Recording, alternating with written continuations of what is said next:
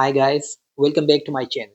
If you are interested to apply for a fully funded master's or PhD scholarship in Germany, you are in the right place and I will show you how to apply for that step-by-step guide, when and where to start. You don't need any work experience for a PhD, but for masters you need 2 years work experience. By work experience they mean that post-degree work experience. So for example, if you were working part-time during your bachelor's degree, it will be considered 1 year because it was a part-time. It was not full-time job.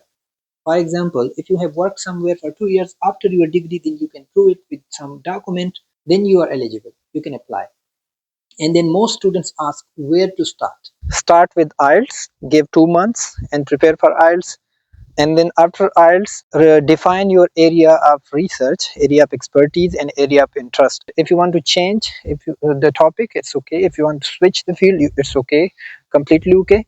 But for that, you have to have some theoretical background, and for that, you have to study it thoroughly and make yourself familiarized with the new area that you are going to explore in your PhD. You have to convince them that you have the background, the required background. The second thing, that you start looking for relevant professors and then make a list. At least give some time and make a list and then start emailing them. But please remember that don't go blindly. Don't email every professor you see on social media or any website. I talked about how to find a supervisor. You can find the link in the description of another video. And also I talked about how to email a professor. Why don't professors reply to every student? All these things I covered in other videos, and you can find the links in the description. I will give it here. Have a look. These are short videos. Now start emailing the professors with the better technique. The email should be very brief, because brevity is the soul of wit. You know that, I'm sure. If you get positive response from a professor, then start working on your proposal. Give at least 2 months and have multiple interactions with your supervisors, because if you show that you had interactions with your supervisor, just like me, I showed them, and they actually asked me in the interview how many times you interacted with your supervisors, and I had multiple interactions because I have known him for like 2-3 years, and they were very impressed because multiple interactions increase your chances of selection. And this was the comment from a DAAD interviewer as well when I met him, and he said, yeah, multiple interactions mean your high chances of selection. I will share his I will share some of the points the professor shared with me in the end of the video. The next thing is that you start working on your CV and motivation letter, and at least I would suggest give it 10 days or 15 days. Like someone told me, if you want to have good CV, at least give it 5 to 8 days, and then your motivation letter should be written in 15 days. But if you don't have much time, you can do it maybe in 15 days both, and try to improve it. Try to and I will paste the link here in the description, the CV that got me full funded scholarship, and it's a very detailed CV. I spent money on that, but you can have it for free. I already discussed it and showed it in my video. And then the motivation letter, and it should be a detailed motivation letter, including your reasons why to come to Germany, why this university, why this program, how this topic fascinates you, why this supervisor. Everything should be, and why they select you, how you are equipped. And don't say that I think that I'm well qualified, I think I'm well suited candidate. No, show them that you are. If you write, it's okay, but you show them that you are. Like, there must be some difficulties you faced in your masters, and then you overcame those challenges. You can mention the challenges. And also it should be reflected that you can work in a group, because PhD is not working alone, it is a group work. You will be here working in a group, you'll be sharing office, you will be sharing lab and all the things, and you have group meetings, seminars. To be honest, this scholarship helped me to come to Germany and enjoy snowfall as well for the first time in my life, and you can see that. And this actually DAAD scholarship, there are multiple benefits. It's a very prestigious scholarship. It covers your health insurance, it covers your travel cost, it gives you stipend 1,300 euro per month if you're a PhD student. If you're a master student, then 1,000 euro or 950 euro. So everything is covered actually.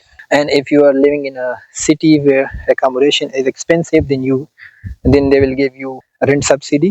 And also your field trips are covered. If you want to go to some other country for field trips, it's already covered. So after finishing your CV and motivation letter, start working on your application. You have to fill the online application on the website, and also you have to define your intended professional goals.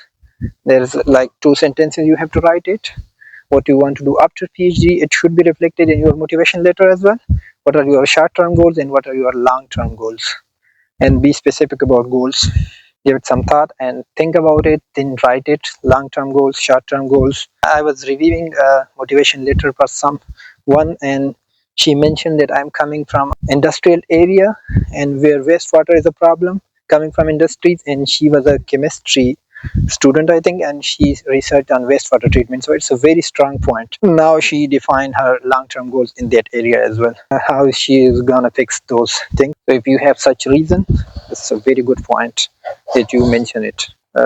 Letter of recommendation. Ask your previous supervisor to write a detailed letter of recommendation. You can use the template from a DAAD website as well. If it's not working for you, then you can use your own Word format as well. But develop it in collaboration with your supervisor. So be in touch with your supervisor and let him know about your recent tasks that you completed, so that he can include it in your letter of recommendation. Only one letter of recommendation is required. It's easy, I think. Just to ask your previous supervisor if you have good connections with him or her. Then prepare your documents. Documents means your previous transcripts and degrees, and also keep in mind that you need your college leaving certificate, which means that intermediate certificate, because it's a certificate which made you eligible for university entrance, and you need it. And other things are passport. I'm mentioning it because one of my close friends forgot to upload it, and it was not good for him.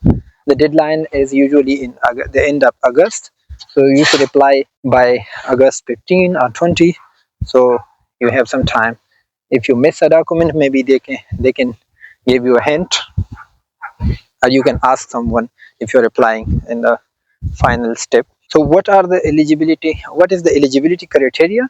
The professor who was the interviewer for the DAAD, he mentioned that we see the master course relevance, if it is relevant or not, what you are studying, what you are gonna study in your PhD, and what you studied in your masters. If it is relevant, it's good. If not relevant, you can switch, no problem. And then we see the grades, we see the communication style, how the candidate communicates the ideas, and then quality of proposal. We see the level of English, the interactions with supervisor. Is he or she just using the ready-made proposal someone gave her or him, or is it developed in collaboration with supervisor? Because if you have multiple interactions with your prospective supervisor, it shows that you have skills for collaborations, and you can network with new people as well. And he said networking, because science is international, you have multiple people in your domain, then it's a very good thing, and you can impress them.